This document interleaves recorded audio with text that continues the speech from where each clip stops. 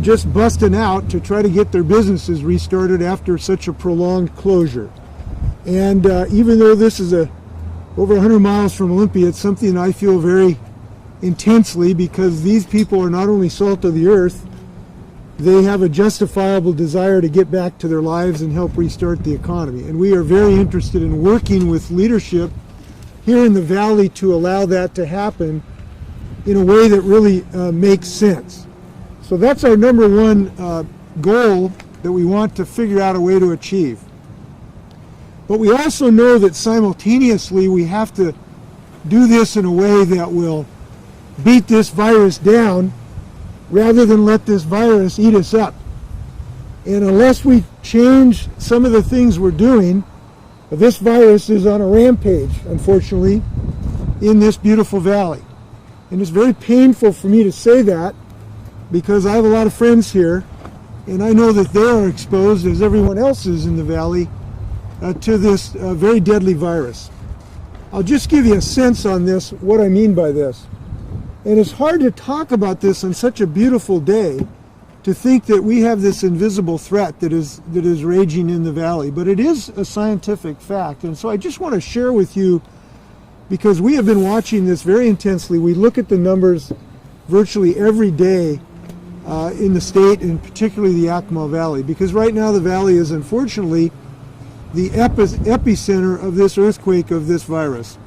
I'll just share with you a couple numbers what I mean by that. Today the hospitalization rate in Yakima Valley per capita is 8 times higher than it is in King County. And it is not totally subdued by King County by a long shot. 8 times higher. This is an enormous dramatic difference that we are experiencing between King County and Yakima County. The infection rate, the number of people who are infected per 100,000, is 28 times higher than it is in King County in the last few days. We've had 362, and that may be 342, I can't remember exactly, new infections since Friday. And unfortunately, we have a scientific fact that when you infect more than one person, for every person who gets this virus, more than one person is becoming infected, probably 1.5, approaching 2. And when that happens, this just skyrockets and can really get up to an exponential growth curve. So this is a huge challenge for us to do both of these things simultaneously. And in order to do this, it is very clear that something has to change. The current status and course we are on in Yakima Valley is frankly disaster if somehow we don't knock down what's called the R number, the R naught number. That's the amount of people that one person infects. If we don't get that number down, we're heading to a disaster in the next few months in the Yakima Valley. And this is too precious, too loved, too beautiful a community to see that happen too. And it's difficult to understand that because we have had early success, right? We've bent the curve down in Yakima Valley because people have done some very difficult things. They've done very difficult things, and as a result, we've been able to bend the curve down. Mike's giving me the high sign to take off my mask. Is that what you're suggesting?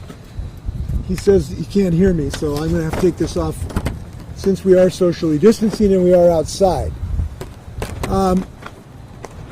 So the situation as we see it is we want to have a more positive outcome for everybody right now, both businesses and people concerned about our health in Yakima Valley. We believe that might be possible if we come up with some new aggressive ways to reduce the rate of transmission. Now, there are some very positive things going on here. The Mask Up campaign that is led by some of the leaders that we met with this morning is a very positive sign for us because it shows that local leadership recognizes that we need to start wearing masks if we're going to have a prayer of restraining this pandemic in the Yakima Valley. That's a really good sign. We heard some very creative ways where both the county and the state and nonprofits are handing out masks at the stores. This is really encouraging, and what we heard today is that there's broad acceptance of that from the business community. That's very encouraging. So we have the nucleus of a new initiative in the Valley to attack this pandemic. But we do believe that it has to be expanded, it has to be more comprehensive, and it simply has to be more successful. The last survey we had is about 35% of Valley residents were wearing a mask when they go into a business. We've really got to get that up just very dramatically in order to have some chance of restraining this pandemic. We also believe we have to have additional testing so we can test people, particularly those who work in congregate settings in large groups of people, to have more frequent testing. And we have to make sure that our contact tracing and isolation system continues to build its robustness. Now the state has done that. We have 1,000 people we've trained who are state employees who are ready to help the Yakima Valley to do the contact tracing so we can get to people before their infection gets out into the community. But we have to make sure that that system is well coordinated with the employer community and the county health department.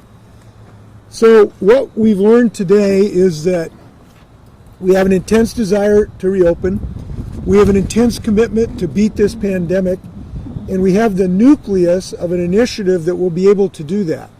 But we need more, and we need more comprehensive, intense commitment from everybody in the Valley, all leaders, business leaders, political leaders, church leaders, family members. We just got to pull on that rope harder and more effectively if we're going to prevent this from really going south. So with that, I'd be happy to stand for questions. By the way, I have John Weisman here, who's our Secretary of Health, and Admiral Rocky Bono.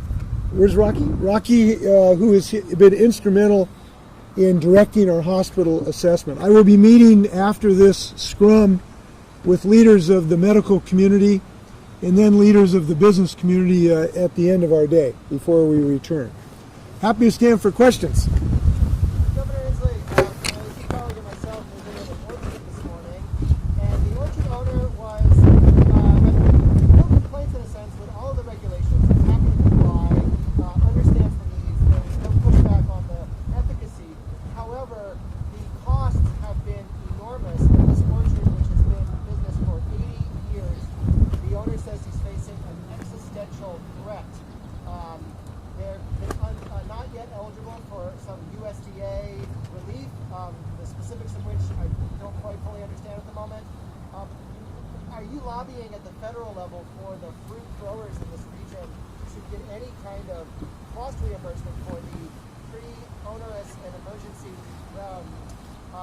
renovations we've had to make to accommodate these new regulations? Well, we certainly are lobbying Congress to help in any possible way, including that. Now, there is an agricultural relief component potentially coming out of Congress.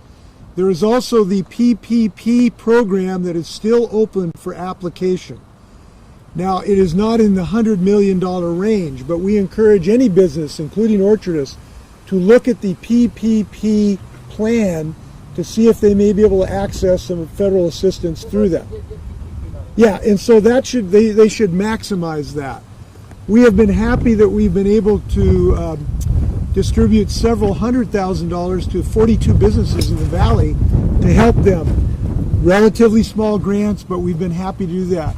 We have also allocated $6.5 million of public health money that will help to some degree, at least peripherally to businesses, with better health support for the Yakima Valley. But there's one thing I do want to not lose this opportunity. But frankly, the most important thing Congress can do is to save states and cities and counties from bankruptcy.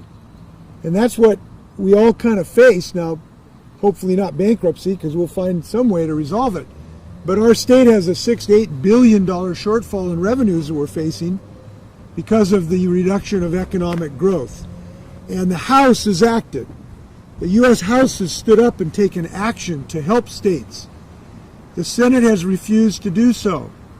Mitch McConnell, the leader of the majority, said, well, maybe a resolution is just let the states go bankrupt. That is not a solution for Yakima Valley. college that depends on state money. That is not a solution for Davis and Eisenhower high schools.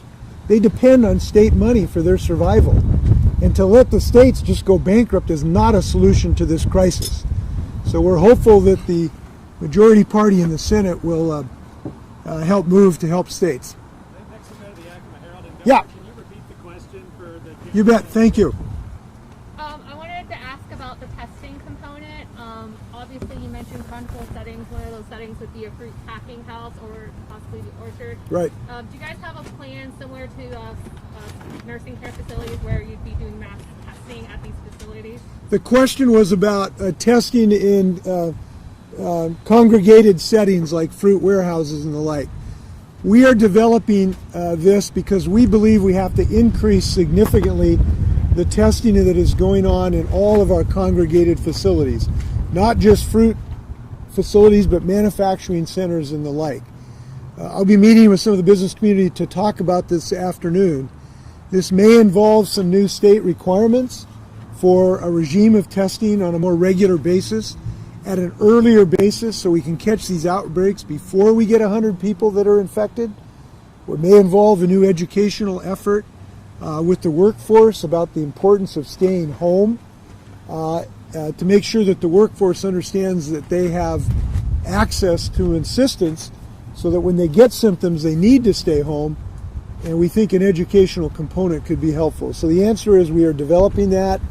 We hope to have some actions shortly. And I just want to reiterate that I know business people have been doing a lot of really creative work.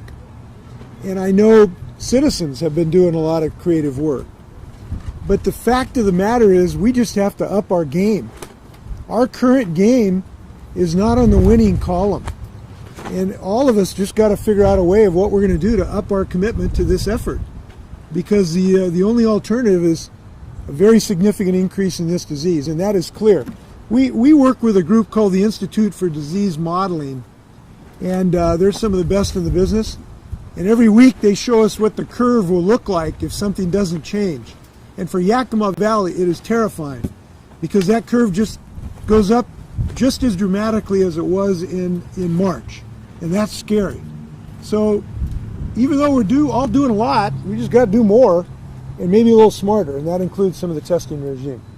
May I ask a follow-up? Yeah, go ahead. Okay, so obviously related to ag, you also announced some measures a couple of weeks ago in response to concerns about ag workers. I'm wanting to get a comment on how well you feel those measures are working, and if you could also respond to a lawsuit against the Department of Health from regarding farm workers. Yeah. Well, the question was about farm worker labor protections from COVID. And we initiated and implemented a rule through Labor and Industries trying to reduce the risk of COVID for agricultural workers. To my sort of assessment at the moment, it appears to be functioning relatively well. We think that the agricultural community is complying it. We're having good compliance. And the reason is because we came up with, we think, some common sense measures that can actually succeed. And I think they are reducing the risk of COVID. But we have to understand the agricultural industry is a very challenging environment. And we do not pretend to think that we've eliminated the risk of COVID in that or any other industry. But I think the things we have done about hygiene and spacing, and particularly this strategy of cohorts. We've asked the people to cohort people so that you are working with the same group of people all day and all week. So if there is an infection, it's only of a smaller cohort, not hundreds of people. And that's a new strategy, and we think it has every possibility of success. There is a lawsuit where people were not satisfied with that. And look, I respect anybody's right to challenge any of these in court. We believe that we have done what our duty required, which is to do what we can do to simultaneously have increased safety and a functioning agricultural system. This is the place where our food comes from, and it is necessary to have food on our tables for survival. So we believe we did the right thing.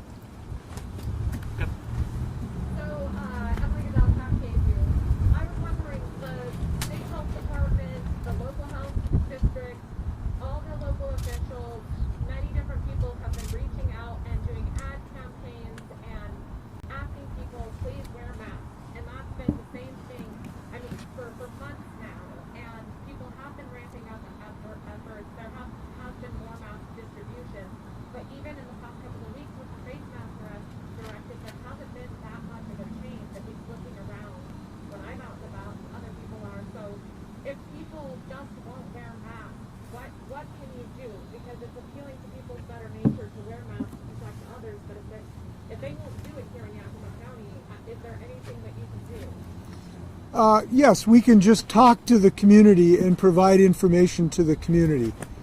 This is not fixed. There's no stone in Yakima County etched in it where it says we don't wear masks in Yakima County. We change over time. We've changed in many communities. There are communities in this state that didn't have 5% people wearing masks in April, and now 90% of the people are wearing masks. We change when we get new information and when the situation changes. And what we know now in Yakima, we are so eager to open up these businesses, open up restaurants, open up hair salons. But we know to do that, we have to be more successful in some other way to get on top of this pandemic. This is new information.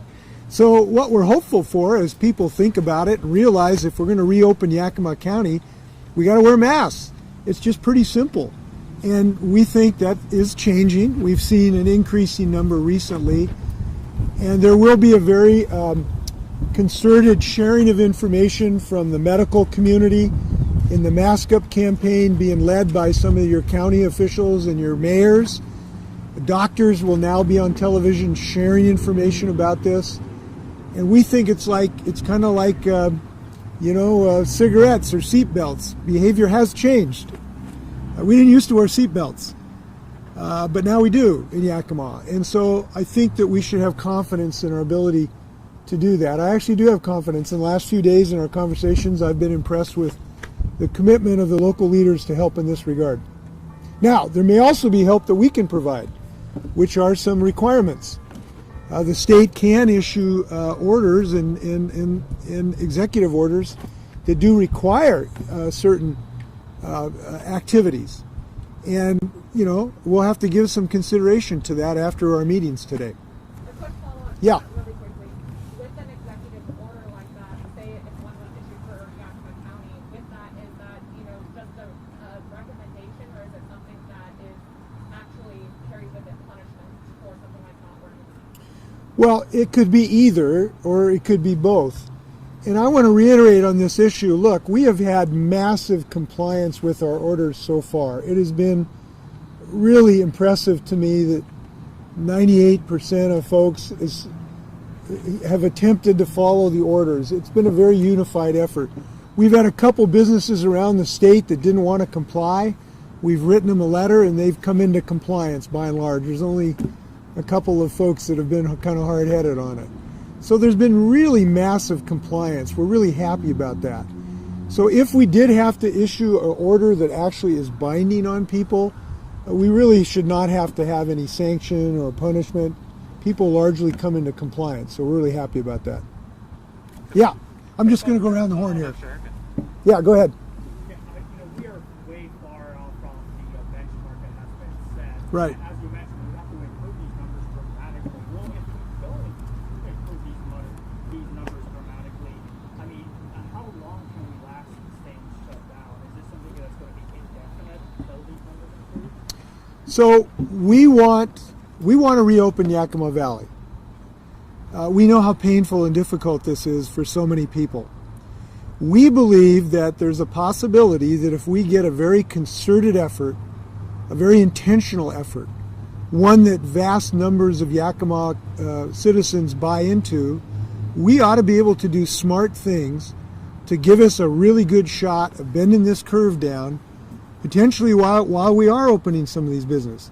But we've got to have that buy-in. We've got to have that intense commitment of people really getting together to do this. And if we have that, then I think we ought to have confidence that we can get back to business. I don't want to consider the options if we don't. They're too dire. So this is a moment where we really hope that Yakima will pull together all up and down the valley and do good things for all of us. They're pretty simple, they're pretty cheap, and they make a lot of sense when it comes to our own health care and the people we love. Go ahead. One follow-up question, John. So you had conversations with the health officials already. If that has happened, what are some things that they're looking at right now? Are we looking to wait 2025 then as we try to wait for? So it hasn't advanced to that type of detail at the moment. What we're trying to do is to listen to the community about what ideas would work to potentially open up some small businesses, and what ideas will work to reduce the rate of transmission even if we did that. We simply have to do both. Just one will not be successful. And so we've been looking for ideas to do both. We have some ideas about that. Frankly, it's going to come down to this. Can we get enough people in the Yakima Valley to really commit to wearing masks? Can we get enough people in the Yakima Valley to commit to really socially distance so they're not having a barbecue with 20 people and no masks in the afternoon? Can we get enough businesses to commit to do the testing that is necessary so we don't have these outbreaks of 100 people in one congregate community? If we can do that, I think there's a reasonable chance for success here. And that's why I've come here. This is the only place I've left out of Yakima since the pandemic hit. And the reason is because I love this valley. It's a place my wife and I raised our 3 sons. I just have a heartfelt commitment to this place and these people. And I want to see a success here. So that's why I'm here. John, did you want to add anything to? Good. Okay, good. Yeah. So you touched on bringing more testing to the Yakima Valley. As far as if the numbers do go up, or just in general, what other type of supplies, testing, and hospital capabilities are you guys planning to set up if people, don't do what they're supposed to and wear a mask, and the transmission rate continues as it is now? Well, look, we need to do this starting today. We don't want to wait 2 weeks until it continues to go up. Look, it's going to go up dramatically. You're going to see a curve like this or like this in the next 2 weeks if we don't get on top of this. That's just a fact. And so hours count here. And so all of the things that we might want to do, we need to do today, is what I'm trying to say. And so we want to help. We've committed, as I've said, about $6.5 million to the health efforts in this regard. We've done a significant distribution of masks, which now are getting filtered down through the community. We are doing contact tracing for Yakima Valley. So I said that we've trained 1,000 people who are state employees who can do the contact tracing that is necessary. And I'm glad we got ready for this, because we've got them ready now. But we need a little more cooperation from the community to do isolation when you have symptoms, when you're waiting for your test results. We really need more people to stay home and not go to work, and get everybody in their household to stay home too. And this is the important thing. We got to get everybody in the household to isolate, because they could be people to infect others as well. So that's what we need, is cooperation. Okay, we're going around the corner here. Yes. Well, I want to go back to something you said earlier about those 15 worker cohorts. I'm wondering, how is the state enforcing something that happens day to day that's not like checking if there's plastic dividers installed? And for that matter, in agriculture in general, how is the state enforcing rules for the industry day to day? Well, our largest assistants are the people who work there, and if they see something that they don't think is safe, they can call the Department of Labor and Industries. The Department of Labor and Industries can do a investigation to find out if there's been a violation, and there are sanctions if necessary. Like I've said, most people come into compliance as soon as they get a call, but it's mostly complaint driven. Now, we do have regular inspections of people who go out, but they can't do it every day, obviously. Now, I would say that from what I have heard to date, a large measure of compliance in the industry. That's my reading of the situation at the moment. Baki, did you have anything? Yeah. Well, the reason I ask as well is because Dr. Teresa Everson, the health district officer here, she has said in an interview a couple weeks ago to me that some in the industry aren't complying with recommendations from the health department. Now, that's not a regulatory agency, so they don't have to let them in, but can the state kind of help the health district get employers to comply with their recommendations for mass testing or anything like that? Yeah, there are things we can do. One is to try to convince them to help out, or persuasion. The other is, if we find there's broad-scale problems, we can create new requirements. I will talk to her about this too, because if there is something specific that can be referred to the Department of Labor and Industries, that's another enforcement route. So all of those are possibilities, and I will talk to her about that. By the way, I think you have the coolest mask here, so Thanks. kudos to NPR. Okay, what else? Any other easy questions here? Yes. Yeah. I'd like you to comment on our Legion team out in Sealand and Inslee, local Legion team. Every night they're playing double headers and the stands are full, and they have a blessing of the city of Sealand, and they're going to keep doing this all summer. What is your message to the city of Sealand?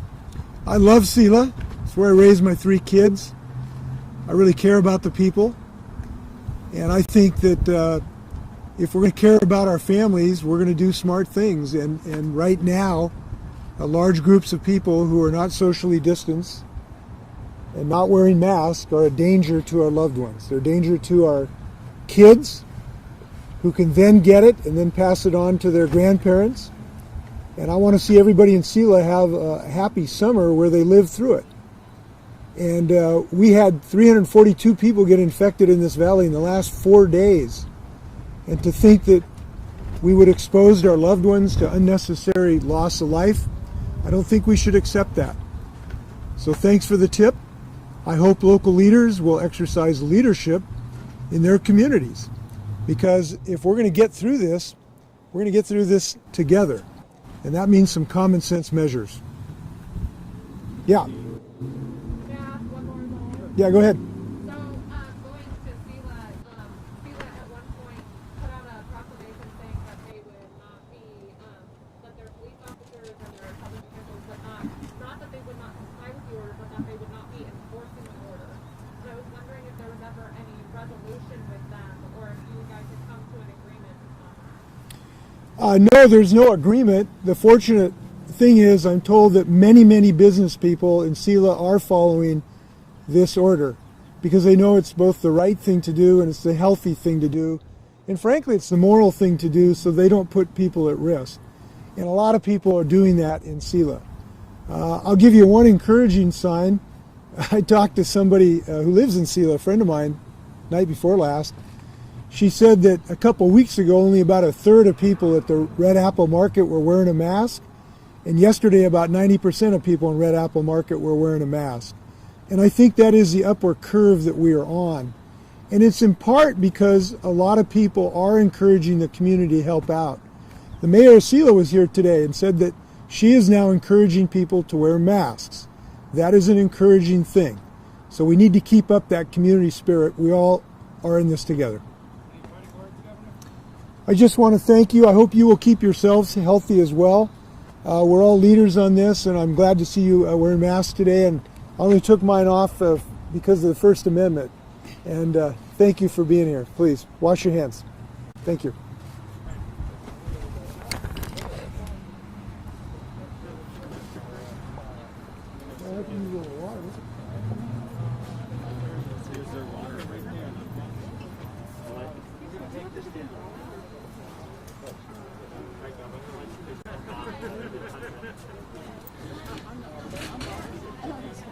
We're gonna use this.